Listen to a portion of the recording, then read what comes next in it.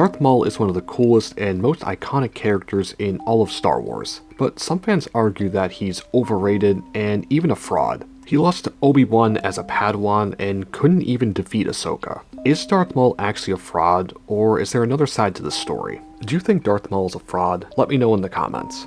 As a young child, Maul was subjected to brutal and relentless training by Darth Sidious, who molded his personality into one defined by intense hatred. This rage, nurtured by Sidious's training, served as the primary source of his power and ferocity in combat. Over the years, Maul became a little full of himself, thinking he was the greatest warrior. In his battle versus Obi-Wan and Qui-Gon Jinn on Naboo, Maul dominated the fight, separating the two Jedi and taking out a very powerful Jedi Master in Qui-Gon Jinn first, before fighting a Padawan Obi-Wan Kenobi. After Obi-Wan kept up with Maul for a bit, Maul got the upper hand and force-pushed Obi-Wan down the reactor shaft. Instead of finishing the job, Maul decided to get cocky and taunted Obi-Wan, which resulted in Obi-Wan slicing the Sith Lord in half. Maul had this fight won, but his overconfidence doomed him in the end. After being revived in the Clone Wars TV series, Maul had a few duels against Obi-Wan and even one against his former master Darth Sidious. But Sidious far outclasses Maul, and Obi-Wan at this point is a much better fighter, so there's no shame in these losses.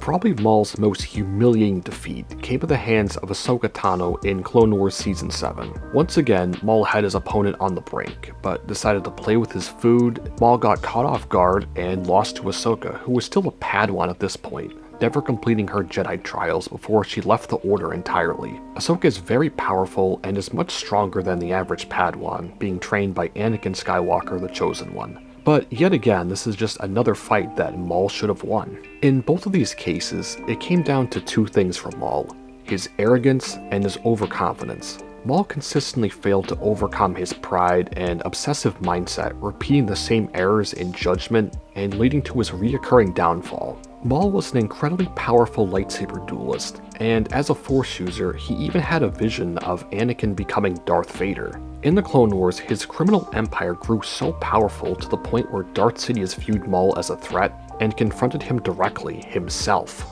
After his defeat at the hands of Obi-Wan Kenobi on Naboo, you would think that Maul would learn from his defeat and try to work on his weaknesses. His tragic inability to overcome his pride and learn from his repeated mistakes doesn't mean he was weak, but it just limited him as a fighter.